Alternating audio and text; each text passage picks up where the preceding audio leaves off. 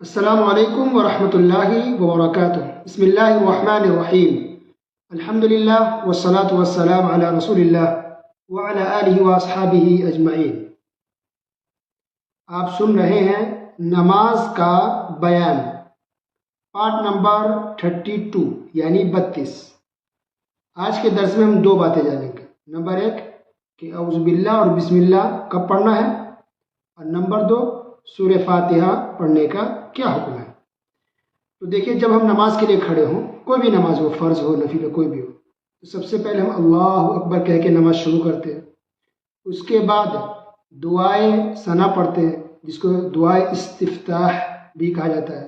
سبحانک اللہم بحمدک وتبارک اسمک وتعالی جدک ولا الہ غیرک، یا اللہم باعد بینی وبین خطایا، یہ اور بھی کئی دعائیں ہیں جس کو دعائے ثنا کہتے ہیں۔ تو آپ نے دعائے ثنا پڑھ لی، اس کے بعد اعوذ باللہ پڑھنا چاہیے۔ اعوذ باللہ من الشیطان الرجیم، بسم اللہ الرحمن الرحیم، یہاں تک یعنی دعائے ثنا، اعوذ باللہ، بسم اللہ، ان تینوں چیزوں کو آہستہ آواز میں پڑھیں گے۔ اس کے بعد سورہ فاتحہ پڑھنی ہے۔ سورہ فاتحہ یعنی الحمد شریف پڑھنی ہے، اور الحمد شریف پڑھنے کے بعد پھر کوئی اور سورت پڑھیں گے، ٹھیک ہے۔ تو کوئی اور سورت اگر شروع سے پڑھ رہے ہیں تو پھر وہاں بھی پہلے بسم اللہ پڑھیں گے آہستہ سے، اس کے بعد پھر وہ سورت پڑھیں گے، یعنی آپ نے سورہ فاتحہ پڑھ لی۔ اب آپ کو مثال کے طور پر سورہ اخلاص پڑھنا ہے، تو پہلے کہیں گے بسم اللہ الرحمن الرحیم، اس کے بعد پڑھیں گے قل هو اللہ احد اللہ الصمد، یا جو بھی سورت پڑھنی ہے۔ تو سورہ فاتحہ سے پہلے بسم اللہ پڑھنا ہے۔ سورہ فاتحہ پڑھنے کے بعد کوئی بھی سورت اگر شروع سے پڑھ رہے ہیں تو وہاں بھی بسم اللہ پڑھیں گے، اس کے بعد وہ سورت پڑھیں گے۔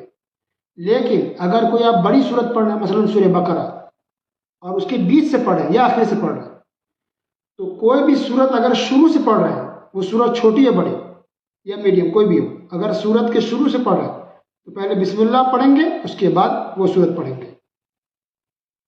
اور اگر کوئی بھی سورت آپ شروع سے نہیں پڑھ رہے بلکہ بیچ سے پڑھ رہے ہیں یا آخر سے پڑھ رہے ہیں، تو پھر وہاں بسم اللہ نہیں پڑھیں گے بلکہ ڈائریکٹ وہ تلاوت شروع کر دیں گے آپ، ٹھیک ہے۔ یہ پہلی رکعت کی بات ہو گئی۔ اب دوسری رکعت ہے یا تیسری رکعت ہے یا اگر چوتھی رکعت ہے، تو باقی پہلی رکعت میں تو اعوذ باللہ بھی پڑھنا ہے، بسم اللہ بھی پڑھنا ہے۔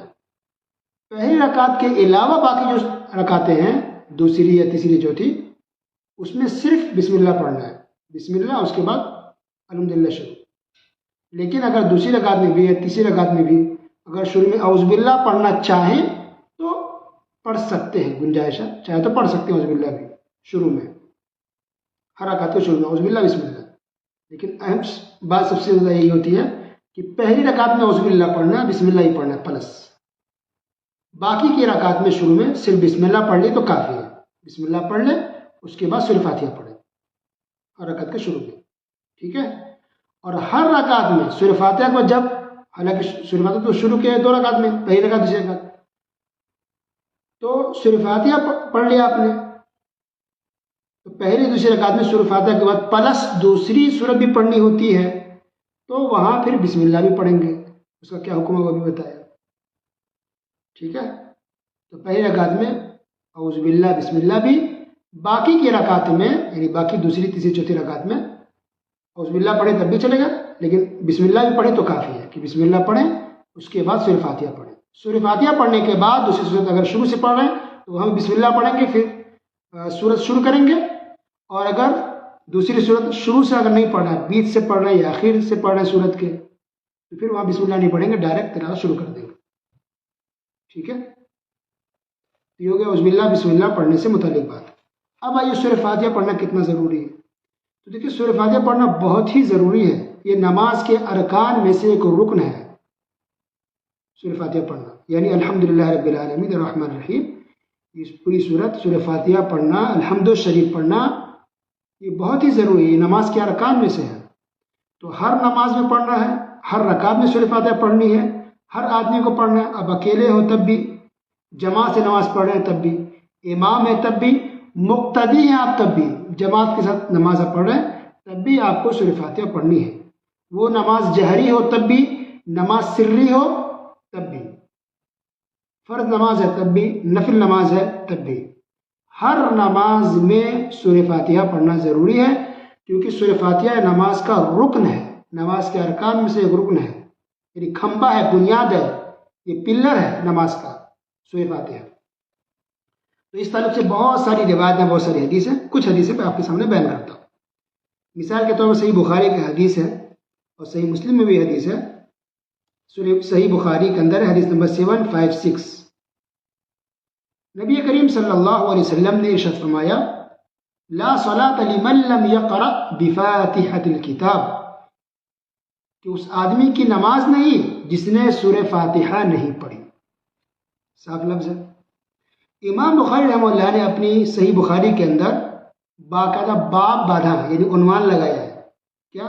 اس طرح سے کہ نماز میں سورہ فاتحہ پڑھنا ہر نمازی پر واجب ہے، خواہ وہ امام ہو یا مقتدی ہو، مقیم ہو یا مسافر ہو، نماز سری ہو یا جہری ہو۔ جہری مطلب جن نمازوں میں قرات زور سے ہوتی ہے، جیسے فجر، مغرب، عشاء، اس کو جہری نماز کہتے ہیں۔ جن نمازوں میں قرات تلاوت آہستہ ہوتی ہے اس کو سری نماز کہتے ہیں، جیسے ظہر اور عصر۔ اسے ایک اور حدیث ہے سنن ابی داؤد کے اندر، حدیث نمبر 823، نبی کریم صلی اللہ علیہ وسلم نے ارشاد فرمایا، عبادہ بن صامت رضی اللہ تعالیٰ عنہ کہتے ہیں کہ نبی کریم صلی اللہ علیہ وسلم فجر کی نماز پڑھا رہے تھے۔ تو عبادہ بن صامت مشہور صحابی وہ کہتے ہیں کہ ہم سب نبی کریم صلی اللہ علیہ وسلم کے ساتھ جماعت کے ساتھ پیچھے نماز پڑھ رہے تھے، تو آپ نے نماز کے سے فارغ ہونے کے بعد پوچھا کہ مجھ پر تلاوت کرنا بھاری ہو رہا تھا، تلاوت کرنے میں مجھے پریشانی ہو رہی تھی، شاید تم میں سے کوئی میرے پیچھے میرے ساتھ ساتھ تلاوت کر رہا تھا، کہ یہ سچ ہے؟ تو کچھ لوگوں نے جواب دیا کہ ہاں اے اللہ کے رسول صلی اللہ علیہ وسلم، ہم آپ کے پیچھے تلاوت کر رہے تھے۔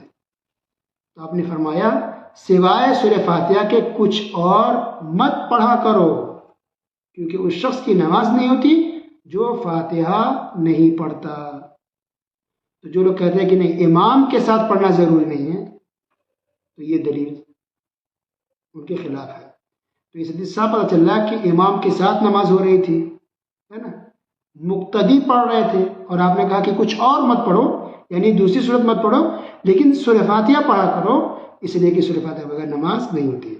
تیسری حدیث جو صحیح مسلم کے اندر ہے، حدیث نمبر 395، ابو ہریرہ رضی اللہ تعالیٰ عنہ کہتے ہیں کہ رسول اللہ صلی اللہ علیہ وسلم نے ارشاد فرمایا جس شخص نے نماز پڑھی اور اس میں سورہ فاتحہ نہ پڑھی تو وہ نماز ناقص ہے، ناقص ہے، ناقص ہے، یعنی پوری نہیں ہے۔ ابو ہریرہ رضی اللہ تعالیٰ عنہ سے پوچھا گیا کہ کیا ہم امام کے پیچھے ہیں پھر بھی سورہ فاتحہ پڑھیں؟ تو ابو ہریرہ رضی اللہ تعالیٰ نے کہا کہ ہاں، سورہ فاتحہ کو اس وقت یعنی امام کے پیچھے اگر تم ہو، مقتدی ہو، تو پھر دل میں پڑھا کرو، آہستہ پڑھا کرو۔ یہ سوال ان سے ہوا تھا نبی کریم صلی اللہ علیہ وسلم کی وفات کے بعد۔ چوتھی حدیث سیدنا انس رضی اللہ عنہ فرماتے ہیں کہ رسول اللہ صلی اللہ علیہ وسلم نے اپنے صحابہ کرام کو نماز پڑھائی، نماز سے فارغ ہو کر مصلی کی طرف، مقتدیوں کی طرف متوجہ ہوئے اور پھر پوچھا کہ کیا تم امام کے ساتھ بھی قرات کرتے ہو؟ ڈر گئے صحابہ کرام، 3 بار آپ نے سوال کیا، تو صحابہ کرام جب ہاں ہم بھی آپ کے پیچھے تلاوت کر رہے تھے، قرآن کو پڑھ رہے تھے، تو آپ نے کہا کہ ایسا مت کیا کرو، ہاں صرف سورہ فاتحہ دل میں پڑھ لیا کرو، ایسا مت کرو، کوئی اور صورت مت پڑھو میرے پیچھے پیچھے، خاموش رہو، خاموشی سے سنو، لیکن سورہ فاتحہ آہستہ سے دل میں پڑھ لیا کرو۔ یہ حدیث ہے صحیح ابن حبان کے اندر، اور حافظ ابن حجر اسقلانی رحمۃ اللہ علیہ نے اس حدیث کو حسن قرار دیا ہے، یعنی یہ ضعیف حدیث نہیں ہے، موضوع نہیں ہے، حدیث صحیح ہے۔ یہ بات کس کی ہو رہی ہے؟ جماعت کے ساتھ نماز ہونے کی۔ سبحان اللہ، پتہ چلا جماعت کے ساتھ بھی نماز ہے، مقتدی ہے، تو مقتدی کو بھی سورہ فاتحہ پڑھنی ہے۔